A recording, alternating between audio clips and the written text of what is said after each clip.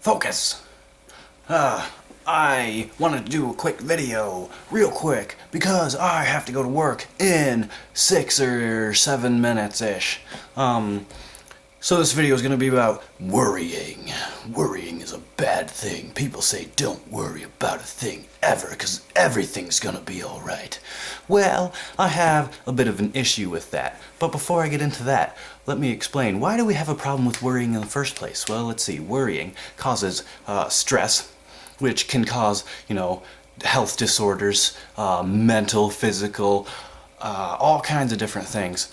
You can strain relationships with friends, you can strain relationships with business partners, and all kinds of cool or uncool things can happen when you are worrying. And so people have this negative attitude toward worrying. Don't worry ever, because worrying's a bad thing. Couple problems with that. Let's see. Why do we worry? Why do we worry in the first place? Usually we worry because we're facing problems, right? Problems that might need fixing. Things happen. Bad things do happen to us that cause us to worry. Worrying is it's a response to environmental stimulation. It tells us that things aren't right. It gives us discomfort. Discomfort is an environmental stimulation that says we might need to change our surroundings. We need to act to change something in our lives. So don't worry about burping, because you can't smell it from where you are. I can smell it though. Yeah, so we worry because it's a signal from our environment that says that things aren't all right. What happens when you get cold? So you get cold. Cold, it tells you, oh, I'm shivering, this is uncomfortable, let me get warm, let me go by a fire or put on a sweater or something.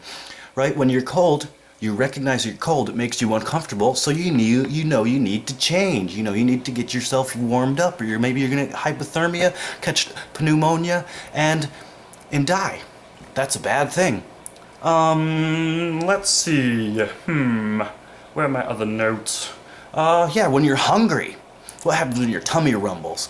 That's a signal. That's an environmental an environmental situational stimulation that tells you that you need to act to nourish your body, or else you're going to wither away and be kaput.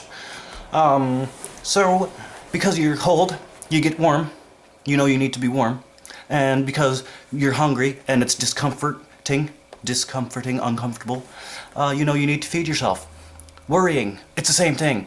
When you worry, it's your environment telling you, or whatever signals telling you, that something is amiss. Something needs to be changed. Now, if you decide to take the advice of everybody else and just not worry, well, hey, I'm cold, and people say, oh, don't be cold, be happy. Being cold is bad. You should just ignore your coldness and be all happy. Ignore your hunger and be all happy. Pretend that you're full. Pretend you're satisfied. Yeah, then you're gonna fucking die.